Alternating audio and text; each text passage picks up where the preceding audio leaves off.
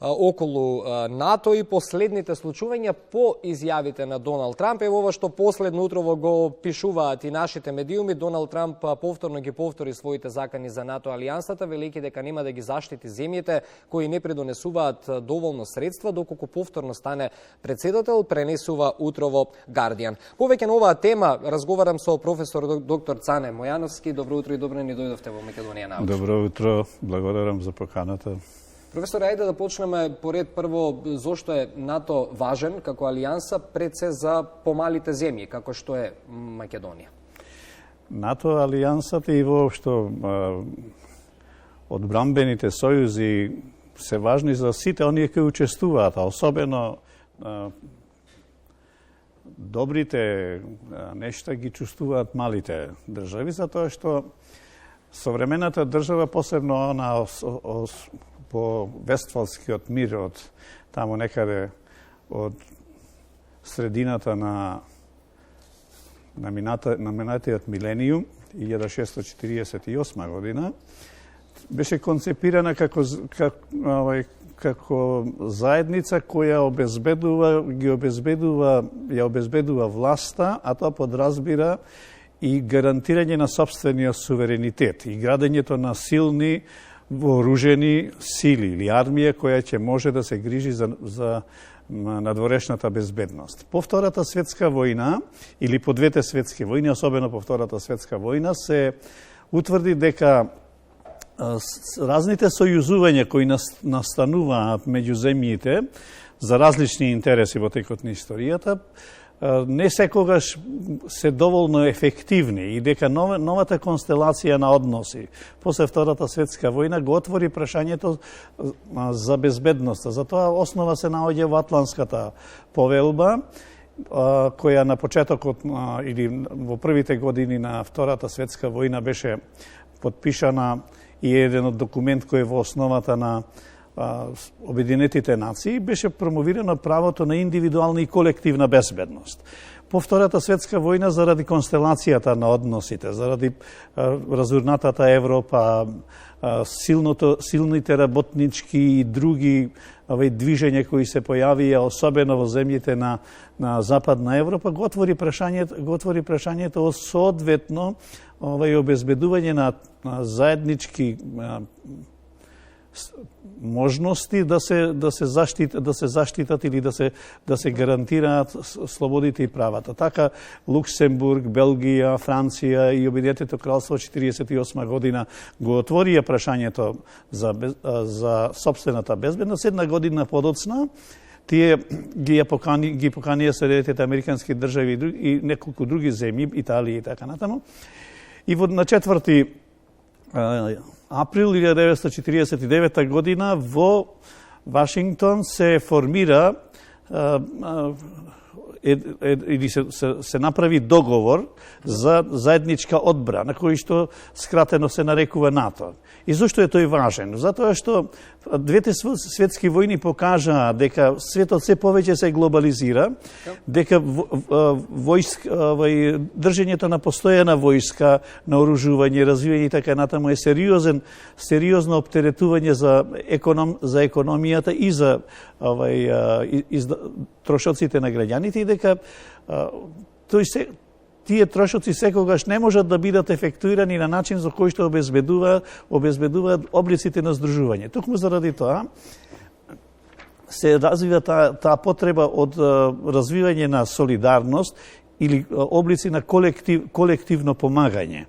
И значајно што овој договор од 1949 година е пропишано правилото кое денеска е особено актуализирано, а тоа е дека нападот или загрозувањето на безбедноста на еден член на тој договор или на НАТО, на членот 5 од тој договор и всушност тоа е така да кажам дополнителната гаранција. Но не е само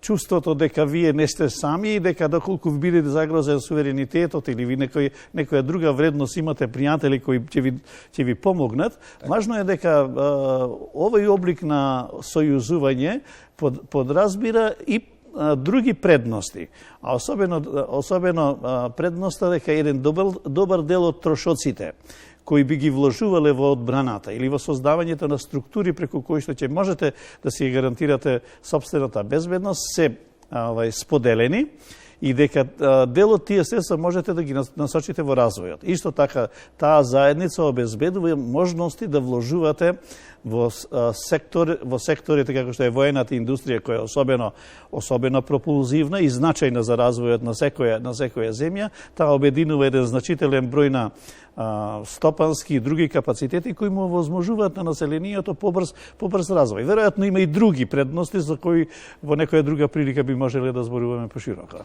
Изјавите кои што ги дава најверојатно републиканскиот кандидат, или за сега како стојат работите во Америка за НАТО, Доналд Трамп еве во само неколку дена ги подели и самите граѓани во земјите членки, нели имаме и луѓе кои што се скептици кон НАТО.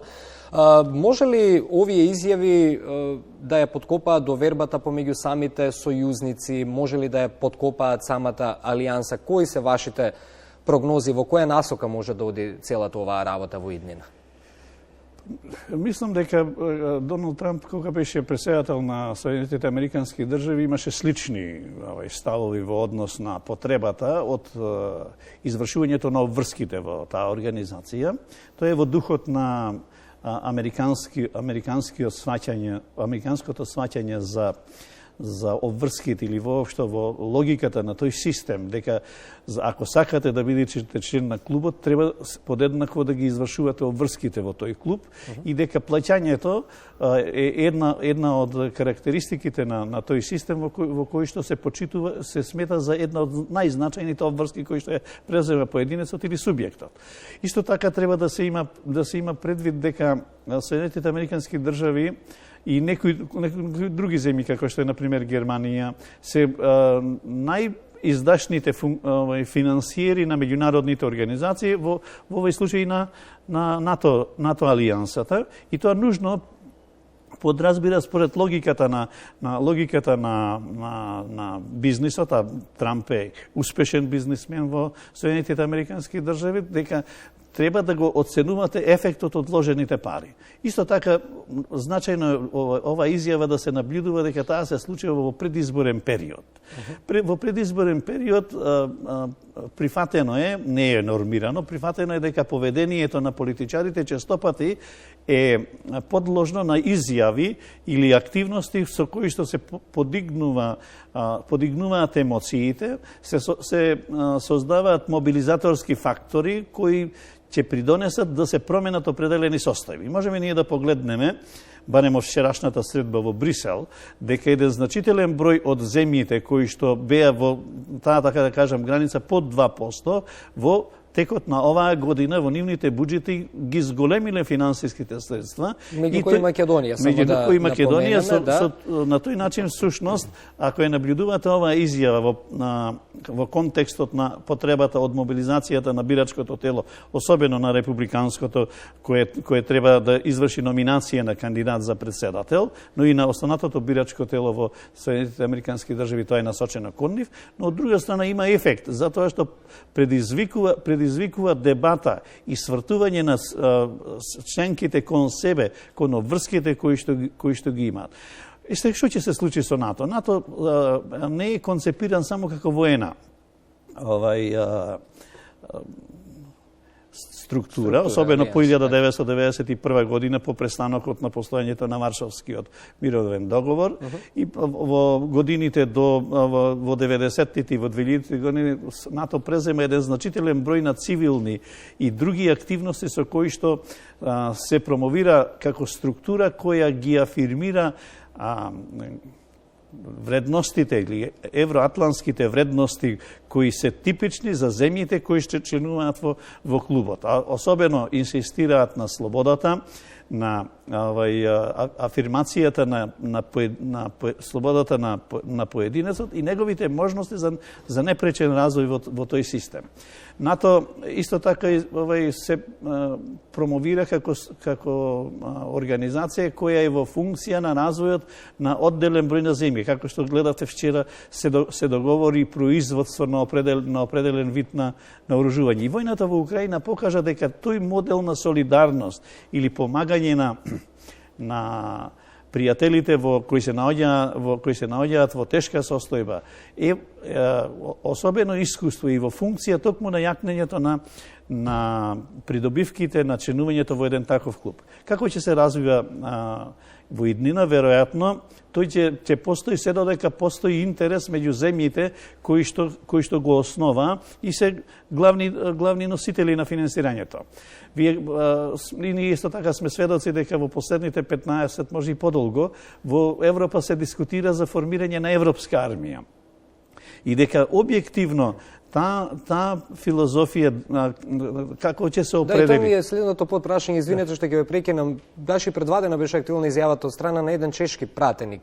Што во тој случај, ако се формира европска армија од истите земји членки, а од друга страна имаме НАТО? Веројатно ќе се прво дуплираат организациите и трошоците, но второ, тоа повторно ќе укаже дека се враќаат некои од позициите кои што беа карактеристични за однесувањето на Соединетите Американски држави пред Првата светска војна, по Првата светска војна, особено така наречената свртеност на Америка кон себе.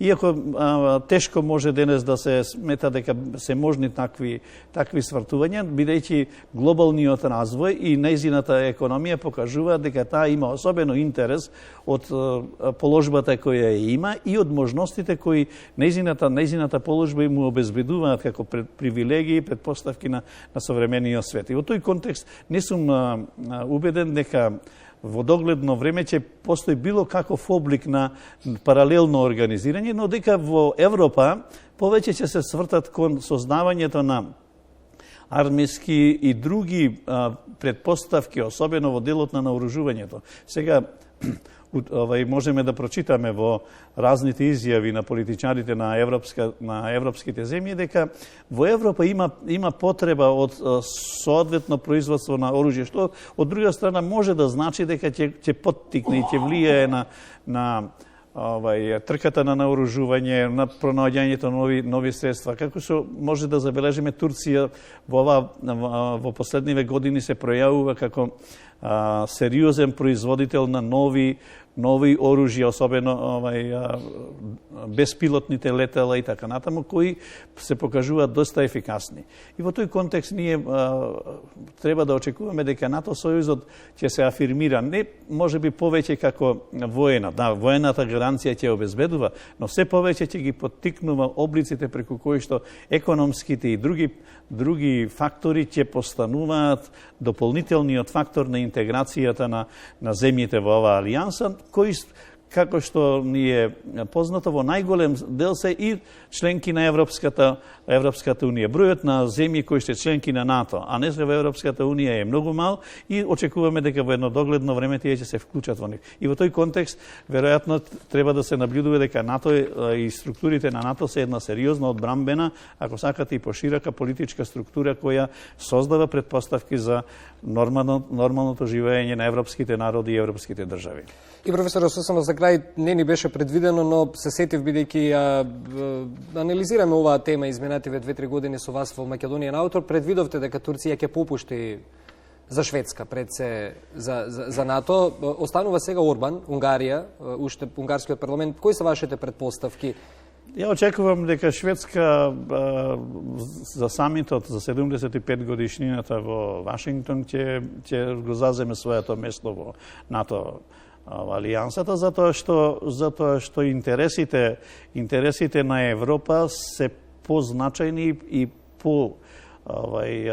потребни од националните интереси, и дека во тие, така да кажам, спорови кои настануваат, често пати се решаваат определени прашања кои во во друга временска димензија или во друг временски период тешко можат да се остварат. И во тој контекст треба да го наблюдувате интересот на Унгарија, која во однос на таа земја секако предпочита дека ќе реши некои други прашања кои се за потребите на Унгарија. Во крајна линија тој пат може да биде одложен, но не може да биде спречен. И затоа очекувам дека ние во оваа пролет, во април месец или евентуално непосредно до крајот на оваа година, дека тој процес за Шведска ќе заврши. Иако како земја која е кандидат или во процедура на вклучување во НАТО Сојузот, учествува на различни манифестации, вклучително и на вчерашниот состанок во Брисел. Ви благодарам многу за оваа анализа, ќе ги следиме состојбите и се гледаме повторно. Благодарам за поканата уште еднаш. А драги наши, предвестите во 8 часот, дел од програмската понуда на Македонската телевизија.